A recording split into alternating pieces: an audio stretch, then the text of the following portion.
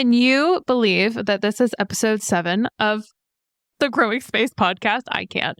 Welcome back. Thank you for tuning in to today's episode. This is actually part 1 of a little mini series, a 2-part series that I'm going to do over the next 2 weeks, talking all about the books on my bookshelf. So I am equal parts bookworm to plant nerd, y'all. And I have a collection of books that I have acquired over the last, I don't know, let's just say 10 years of different books, different topics, as you might imagine, all related to growing food at home, homesteading, food preservation, fermenting, small space growing, big space growing, tending to chickens, technical reference books, all sorts of books on food growing, appreciating vegetables. There's so much. Now, this week, I'm going to focus mainly on books that have to do with growing vegetables, growing plants, looking for plants, and fungi, right? Mushrooms, foraging. So that's what we're going to focus on this week. I have 17 books to get through in today's episode. My goal really is just to call out some highlights for these books. I will give you, of course, the links to acquire these books for yourself. I will always be an advocate for checking first with our local public libraries to see if they have some of these books available to you. And then absolutely 100%, if you can support local, then you absolutely must. So I am going to be sharing you some links. I will also throw in today's show notes some of my favorite local bookstores for you to check out and see if you can find some of these books there. I will also be sharing links to my Amazon affiliate page. So like I said, if you are able to support local, if that is accessible to you, then you must, right? And if you cannot support local or it's just not feasible for you, you can support me through my Amazon affiliate link. So anyway, I will link all of that in the show notes, but let's go ahead and jump right in and talk about the books on my bookshelf. I am so excited for today's episode. Welcome to the Growing Space podcast. I'm your host, Farmer Erin, owner of The Patio Farmer, and I believe that no matter what size space you have, you can grow food at home. Tune in each week as I share my best tips, tricks, and encouragement for tending to homegrown edible plants. I am here to support your food growing journey.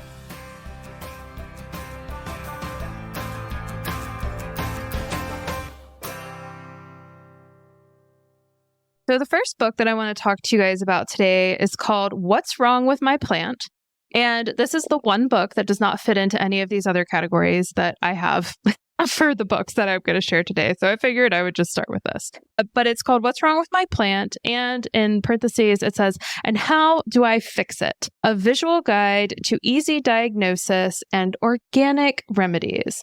So whenever I am looking to purchase a book, just some quick guiding tips for you as you're trying to figure out, do I really need this book? So anytime you are looking for information, whether it's in a book or you're just looking online for plant information, you want to try to be as specific as possible to the plants that you're growing and where you're growing.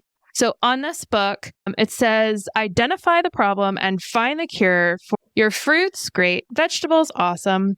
Seeds, great. Seedlings, wonderful. Shrubs, trees, lawns, bulbs, houseplants. It's pretty comprehensive.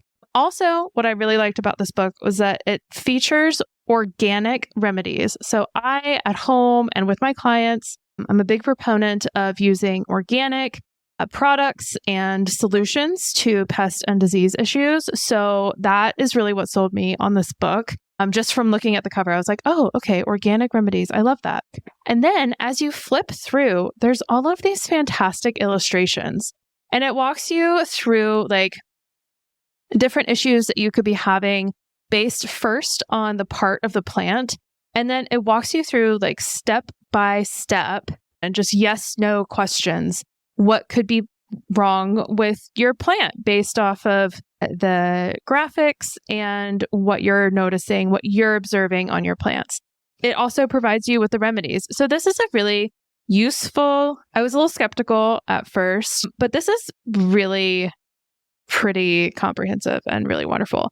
And like I said, I recently purchased this book from my friend's bookstore, Fred and June's Books.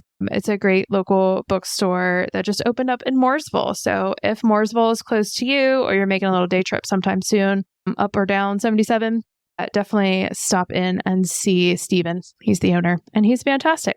So that's the first book. What's wrong with my plant and how do I fix it? Quite possibly the largest category of books that I'm going to talk about today, and this should come as no surprise to any of you, is all the books that I have on small space food growing. Maybe not all of them, but just a selection, just like, top tier. Some of these I have read start to finish. Some of them I just skim or keep as a reference or just help to increase my knowledge of other styles and practices of growing in small spaces. So I have, let me see, 1, 2, 3, 4, 5, 6, 7 different books in this category to share with you all today. And the first one, it's written by one of my good friends, colleagues, Mr. Craig LaHoulier, the NC Tomato Man. He's written 2 books, and I'm featuring both of them today because I think they're both excellent resources. But the first one that I wanted to share is Growing Vegetables in Straw Bales. Craig used to live in Raleigh, and he had the most sun in his space came from his driveway. And so he turned his driveway into a container garden, essentially, using straw bales. And he has like this really amazing, productive, efficient way of growing food in straw bales. And this nifty little read here walks you through all the things that you need to know about growing food in straw bales, according to Craig. So if you are limited in space or the most sun you get is not somewhere where there's any soil at all, you should check out Craig's book, Growing Vegetables in Straw Bales. And kind of like the little snippet underneath the title is Easy Planting, Less Weeding, and Early Harvest. That sounds great, Craig. The next book is called Zero Waste Gardening. Maximize space and taste with minimal waste. Love that. And this is a book that's written by Ben Raskin. He's actually is based in the UK. And this book is also kind of new to me, but it walks you through best practices for minimizing your waste, which I think is super important to just be cognizant of and mindful of.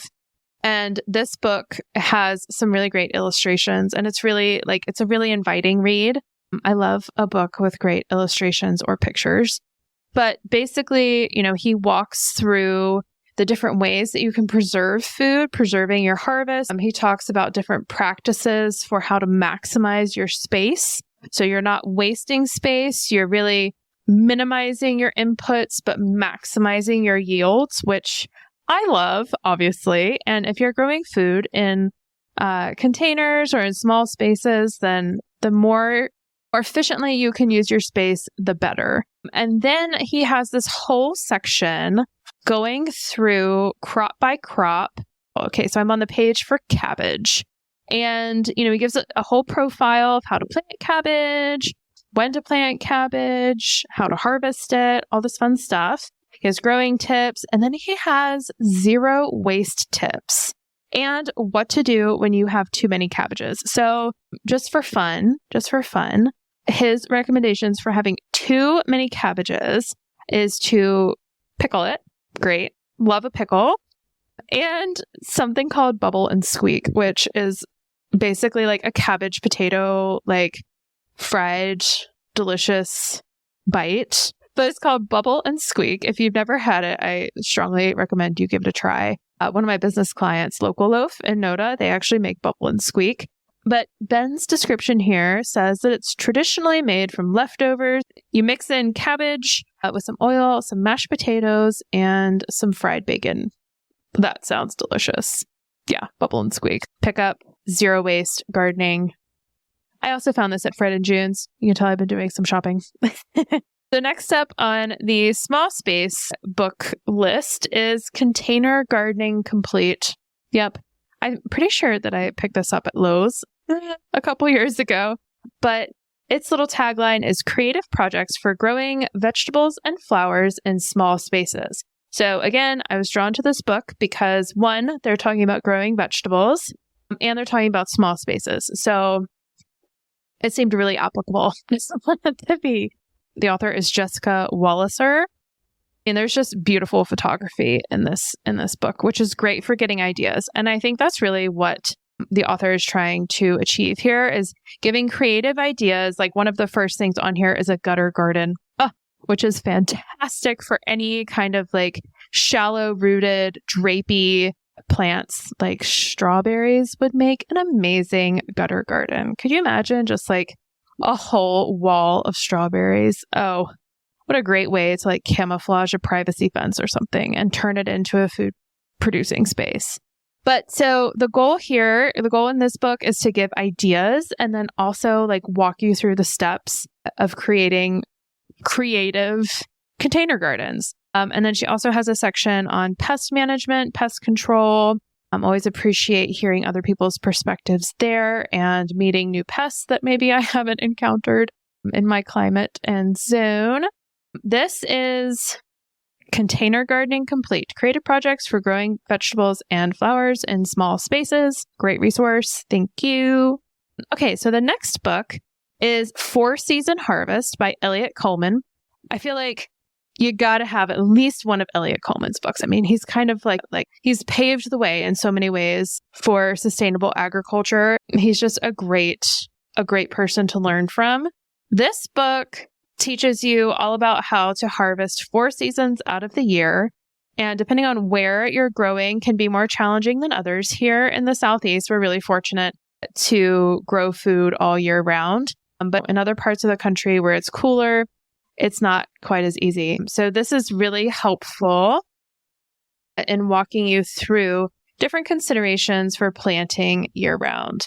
So he talks about first and foremost, which I feel like is pretty common with a lot of food growers. You talk about your soil. It's where it all starts. The living soil and composting. So, I mean, he just kicks it right off with talking about composting, autumn leaves, why it's important to save your leaves, using compost, mineral amendments. And then he jumps to, planting and preparing, seeds for 4 seasons, garden helpers, envisioning the winter garden. Resonates this time of year. And then he also has sections on like greenhouses and high tunnels for season extension, cold frames for season extension, underground garden. So like storing your root crops, root cellaring, and indoor harvesting. And then, of course, has a whole section on natural, pest management. Thank you, Elliot. That's awesome. So great resource. Again, 4-Season Harvest. And the tagline on this book is organic vegetables from your home garden all year long. So the next book is The Vegetable Gardener's Container Bible by Edward C. Smith. And the 3 bullets on the cover of this are reap big harvests in small spaces, even just a patio or balcony. Grow your own fresh organic vegetables no matter where you live, and enjoy more food with less work, less digging, less weeding, less watering. But Mr. Smith goes through and introduces just, first of all, growing vegetables in pots, then trying to find the right pot for the right plant, which is super important. If you've taken any of my Skill Pop classes, then you'll know that I talk about this a good bit whenever I'm talking about container gardening, is making sure that the pot is going to be as supportive and conducive to the plant that you're putting in it as possible. So I really appreciate the information and resources that he shares in this section. He also talks about different tools and accessories and things that he likes to use for tending his plants. And then getting started, putting soil in and planting and seeding, designing, caring, pest and disease, of course. And then there's a mention for what happens in the winter and how to prepare for that. And then he has a whole section of the book on incredible edibles, talking about the best vegetables, herbs, and flowers for growing in smaller spaces. Definitely check it out. Again, it's called The Vegetable Gardener's Container Bible by Edward C. Smith. The next two books that I'm going to share with you within the small space food growing category are two, I would say that these are two very efficient styles of growing food, but they're also very specific styles. One of my favorite phrases to share is that you have to find what will work for you and what's going to work for your space. And I mean, just in the 6 books that I've shared with you already, we have 6 different perspectives for how to grow food, at least. Whenever you have the most amount of control, then the more actively you'll need to be participating, and probably the more you'll need to follow these recommendations more closely. I like to have kind of more a free-form approach to growing food. So I give my plants what I know they need, and then I let nature kind of go and do, and I'm there to kind of guide the process. But I like to be a little bit more hands-off. But these next 2 styles of growing, they're very specific, and I think they're great, but they just can require a little bit more attention. So again, it's all about finding what works for you and what works for your space. The first one that I will share is the Kitchen Garden Revival. This is by Nicole Johnsey-Burke of Gardenary. I don't know if any of you follow Gardenary on Instagram or on social media, but you definitely should, because Nicole posts all of these really great reels and videos all the time. And they're really helpful. And this is just great for walking you through the Gardenary plan, the approach that they take to growing food, and how they like to plan and organize their space. It talks about site planning, so finding the right space for your kitchen garden, as she calls it. Select your kitchen garden elements, so talking about how you want to design it, building the frame, filling with soil, adding irrigation, planning, tending, planting, and harvesting. So lots of great information here. And then there's square foot gardening, of course. Yes, I own this book by Mel Bartholomew. For those of you who don't know square foot gardening, basically, Mel Bartholomew is the author and thought genius behind this concept. But basically, he has a special soil mix that he puts in his raised beds, and he plants everything according to the square foot. So he'll lay out lines and make squares throughout his raised beds, and he puts at least 1 plant per square foot. Sometimes he puts a lot of plants per square foot. I just flipped this page, and this is for a 4x4 raised bed. And he's got it broken down by extra large crops, medium, and small. Or in 1 square foot, he's got 1 broccoli plant, 4 heads of lettuce, 9 bush beans, and 16 carrots. Just another example. He's got 1 cabbage, 4 Swiss chard, 9 spinach, and 16 radish. And that's just kind of how he organizes his space. Again, if that system works for you, then that's great. Rock and roll. If you find it a little overwhelming to have that many plants in that amount of space, I can relate, because I personally would. Then maybe you need to tweak the method and find the method that works best for you. Those are all the books that I have on small space food growing. Next, we're going to talk about the one crop wonders. So this next category of books that I wanted to just highlight today are absolute delights to read. Just golden morsels of information that are specific to one vegetable. These are entire books written about one vegetable, one crop. And my favorite thing about all 3 of these books is the author and the just immense joy and love and adoration that each of these authors exhibits in their writing about their particular crop that they're passionate about. So the first one that I want to call out is called The Whole Okra. It's written by Chris Smith, who actually is a North Carolina resident. He lives near Asheville, and he does a lot of really cool seed breeding. He leads the Utopian Seed Project and just does really cool stuff with seed. And he is obsessed with okra, obsessed. And it just exudes from the pages of this book. Oh, he talks about okra being the pods of the gods. And he talks about all the different things you can do with okra, the different varieties, talking about okra as a superfood.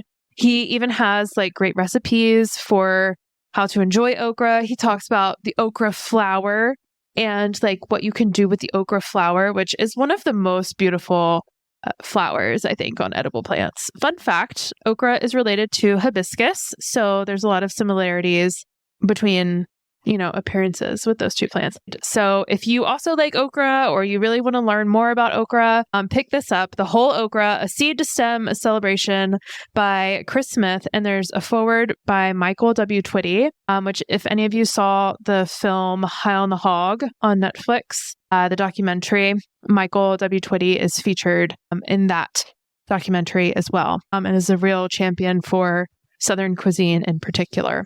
So the next book in this one crop wonder category is Heirloom Beans. And this is by Steve Sando of Rancho Gordo. I have a fun little announcement, you guys. I finally got into Bean Club. Oh, I'm so excited. Okay, so for those of you who don't know much about Rancho Gordo, it is a company that is led by Steve Sando, so the author of this book, Heirloom Beans. They are based in Napa, California, and they celebrate all things heirloom beans. They have partnerships with different farmers across the U.S. and in Mexico to grow and celebrate heirloom bean varieties.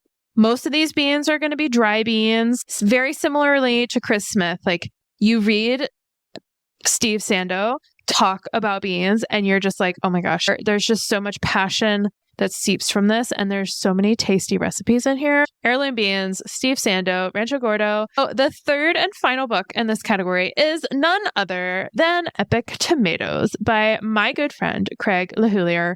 Mentioned him, earlier in this episode with growing food in straw bales, growing vegetables in straw bales.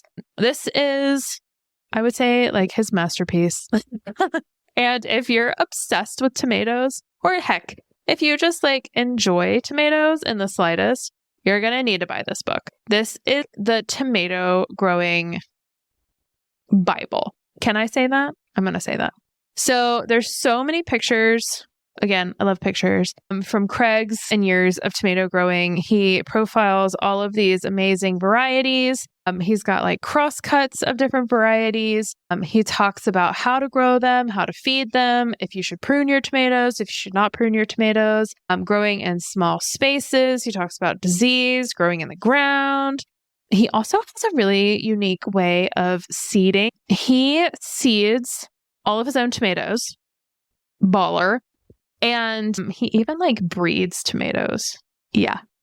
Dwarf tomatoes. Have you heard of dwarf tomatoes? Yeah, it's all Craig. It's not all Craig, but like it's his co-led project. But the way that he seeds his tomatoes is he puts like, I don't know, Craig, if you listen to this, you'll have to correct me if I'm speaking out of turn, but puts like, I don't know, 50 to 100 seeds in one little cell and lets them all germinate and grow. And then he divides them and puts them in their own little pot until they're ready to transplant. It's super cool. Obviously a great use for small spaces, especially if you plan to germinate a lot of your seeds and you're growing a ton of tomatoes. But yeah, Craig, he's just amazing. He knows so many things about tomatoes. I have yet to find someone who knows more about tomatoes than he does. And he is a great resource. So Epic Tomatoes by Craig LaHoulier is a must. Oh, while we're on the subject of Epic Tomatoes and a couple other of these books are part of a book giveaway I am doing this month. So the whole month of November, you have a chance to enter the book giveaway, and it's really easy to enter to win. All you have to do is become a Plant Club member. There's 4 different levels to join. If you join Plant Club in November, you will be entered to win 4 of my favorite books. So we have Epic Tomatoes, Vegetable Gardening in the Southeast, Vegetable Literacy, and Worms Eat My Garbage, which is one of the books that we'll talk about next week in part 2. Those are all part of the raffle. So if you join Plant Club in November, you'll be entered to win. I'm just going to throw that out there. So let's take a quick break and hear from one of the sponsors of this podcast, which just so happens to be Plant Club.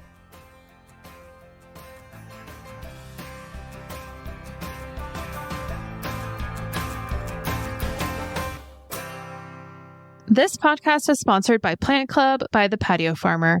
Plant Club by the Patio Farmer is a monthly subscription service I started in 2020. Yep, mid-pandemic times. It's a membership-based opportunity to take your growing journey to the next level. With 4 different membership options, you get to decide the amount and kind of support that's right for you. All Plant Club members receive access to my online community through a platform called Circle. Having access to this platform allows members to share pictures, ask questions, celebrate harvests, and get to know each other. All Plant Club members also have access to free seeds each month, along with information on how to plant and tend their crops, with seeding instructions and downloadable resources from the Patio Farmers Resource Library. Membership starts at just $14 a month. Join Plant Club today by visiting my website, thepatiofarmer.com/membership. Now, back to the books. So the next category of books is all about growing things in the Southeast. So like I mentioned earlier in the episode, a great filter to the information that you could be finding online or on a bookshelf is to look for things that are as specific as possible to how and where you are growing food. So both of these are going to be specific to growing in the Southeast. If you do not live in the Southeastern United States, then I would encourage you to find comparable books and resources to your region and part of the country, part of the world that you live in. But the first one that I want to share, this is also part of my book giveaway, is Vegetable Gardening in the Southeast. This is by Ira Wallace of Southern Exposure Seed Exchange, which is a regional seed company here in the US. And fantastic resource, fantastic products from Southern Exposure Seed Exchange. You should definitely check them out if you haven't already. But in this book, Ira just walks through specific things for growing vegetables in the Southeast. She walks through the different months of the year. So in January, it's all about planning for fresh food. February, sowing seeds indoors. In March, moving outdoors. April, putting things in the front yard. I love that. Yeah, it's pretty enough for the front yard. Love that. May, harnessing the jungle. June, succession planting. July, dog days of summer. August, heat and harvest. September is second spring. October, slowing down. November, end of hurricane season. But that's a good chapter. And then December is rest and reflection.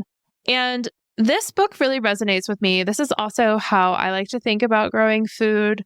It's very seasonal. It follows the seasonal expectations on plants and also on our bodies. In the summer, it's all about heat and production and managing the jungle, like she said.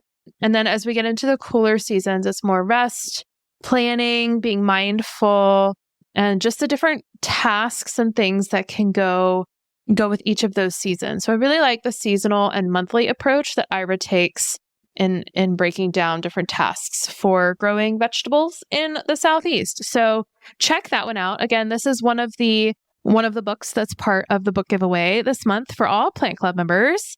And then we have the Southeast Native Plant Primer, 225 plants for an earth-friendly garden. This is also one of the newer books that I have. But planting native plants that are found naturally in the Southeast. It's a great way for attracting pollinators and supporting wildlife and reducing maintenance. So a lot of native plant, they don't need as much tending and care because they grow very happily here in our climate. So if you're looking to maybe plant a pollinator garden or put in some landscaping plants, I would definitely check out the Southeast Native Plant Primer. And this is written by Larry Melanchamp and Paula Gross. And again, I'll put all these in the show notes. Don't worry.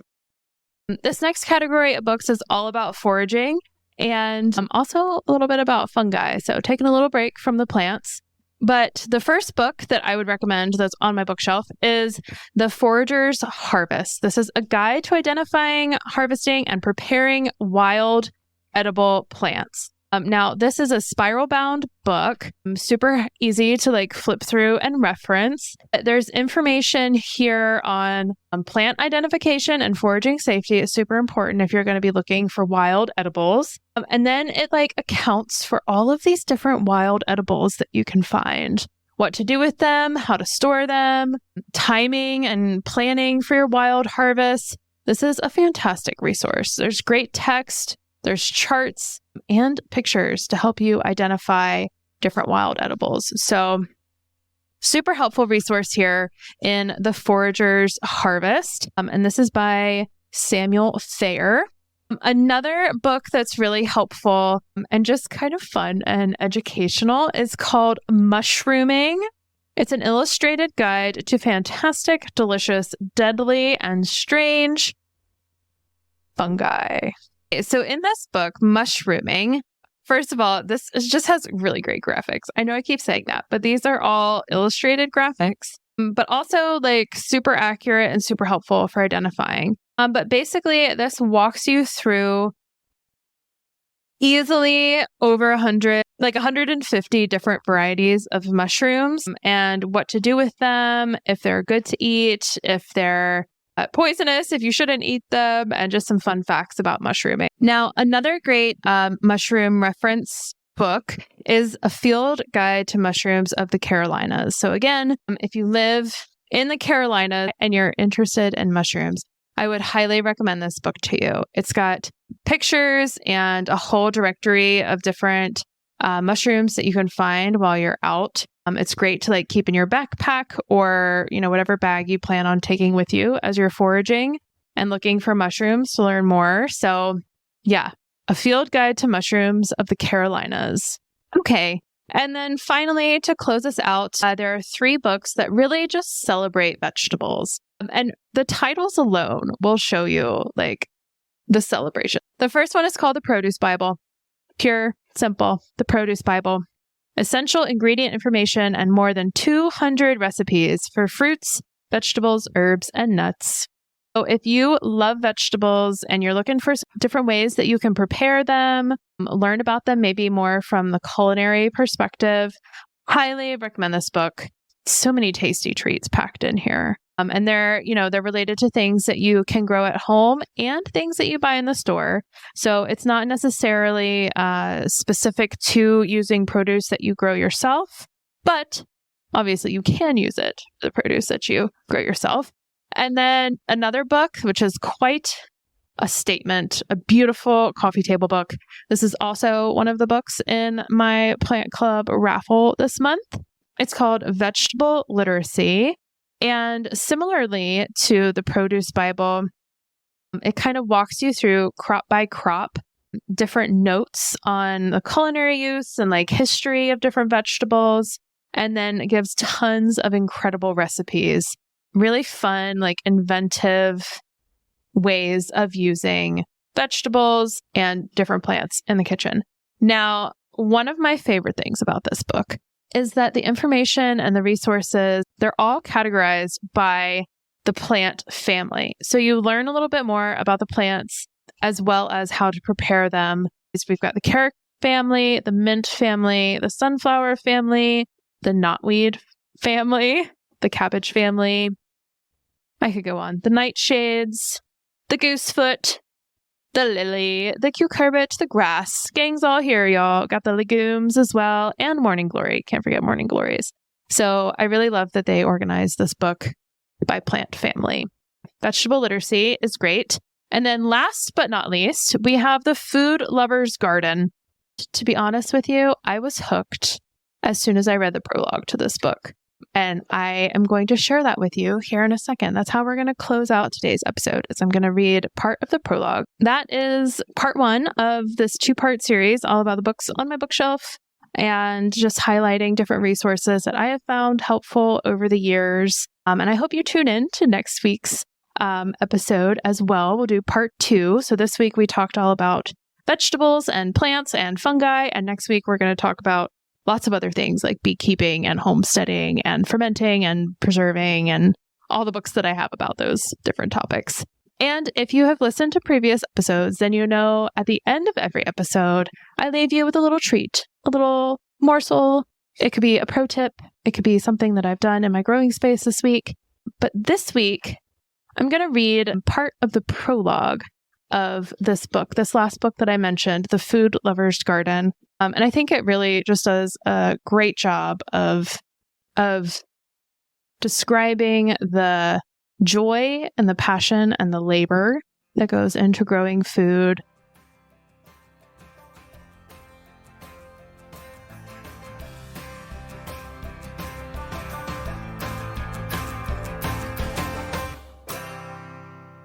Why should one bother to till a cut of the land on which he lives and grow much of what he needs for his daily dinner? The reasons are several, but the most compelling is this.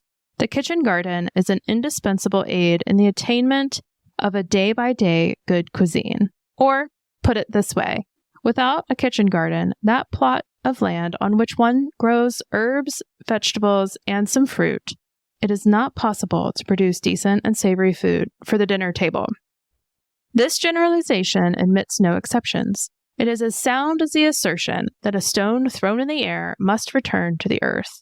And since a fine dinner after a day's labor contributes so much to one's well-being, I may state further that the kitchen garden is an indispensable aid in the achievement of the good life. Are you convinced? Of course. Then you must procure the necessary tools to become a gardener. In urging this, I assume that you are a normal human being, male or female, young enough to stand on your feet and work with your hands. But most of all, I must assume that you are eager to welcome hints on how you can improve your cuisine. And I must also cherish the hope that should you be rather abstemious or of that wretched crew who take pride in eating anything, this little volume may persuade you to join that enlightened company who, as Dr. Johnson put it 200 years ago, mind their belly very studiously and very carefully. In other words, I assume that you are one of us, and I urge you with confidence to build yourself a garden and become an expert, happy gardener. Let us first be clear on what we mean by the word garden. The dictionary defines it as a plot of ground devoted to the cultivation of useful or ornamental plants. There is, of course, a distinction between plants that are ornamental and plants that are useful. When I use the word gardening, my reference is invariably to the cultivation of those plants, such as asparagus, that are used for food, and those, such as rosemary, that are used to make food taste good. In other words, my approach to gardening is fundamentally utilitarian. I cultivate as much of the necessary herbs, vegetables, and fruit as time and place and space will allow in order to enjoy a fine, even distinguished dinner every day. Fundamentally utilitarian, yes. However, I am not unaware of the aesthetics of gardening. I am easily moved by the beauty in a bed of parsley, a head of cauliflower, a patch of healthy, succulent endive in vigorous growth. Even as the poet's heart leapt up when he beheld a host of golden daffodils, so mine throbs when I behold a row of meticulously cultivated cauliflowers, their compact, snow-white heads set in leafy ruffs of emerald green. So please don't put me down as an insensitive benthamite. My sense of what is useful does not exclude a sense of what is lovely. I cultivate a garden for its utility, to eat that which I grow, but there is also pleasure in doing it and in beholding the fruit of my labor. When during the growing season I go to my garden, as I do nearly every day, and look with pleasure at my bed of parsley, am I moved primarily by its indubitable loveliness? Or is my heart throb occasioned by the thought of how marvelously the minced parsley leaves will enhance the flavor of my omelet? The question is not fair, and I invoke the fifth. In obedience to my nature, I till the soil, and I sow and reap the total harvest. I said that you must build a garden, and build is the proper word. Wherever you may live, on whatever plot of land that is your own, you have to convert a portion of that land into a garden plot. With pick and shovel, rake and hoe, and barrow, you may have to dig up a portion of the lawn, level a slope, build retaining walls, wheel out hardpan and rocks, and wheel in fine topsoil or make heavy earth more friable by raking into it sandy soil rich in humus. With tools and with your hands, you will give shape to your garden and prepare to receive the seed. You will build your garden. There will be joy in the building. There will be joy in the contemplating that which you have built. There will be joy in the sowing. There will be joy in following the progress from seed into fruit. There will be joy in the harvest, and there will be the greatest pleasure in eating the fruit of your labor. If you have not known this pleasure, then you have been deprived of much that is good for both body and the soul. Therefore, decide and act. Do not be a purfrock. wavering and indecision, measuring out your life with a coffee spoon. The shovel is the measure appropriate to the man. Strip to the waist, let the sweat pour down your brow, dig in, put down your roots, and enjoy a manifold harvest.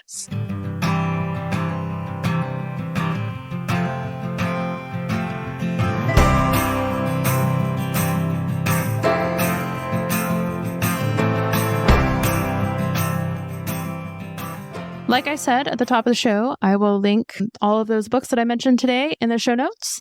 And I will see you next week for part 2.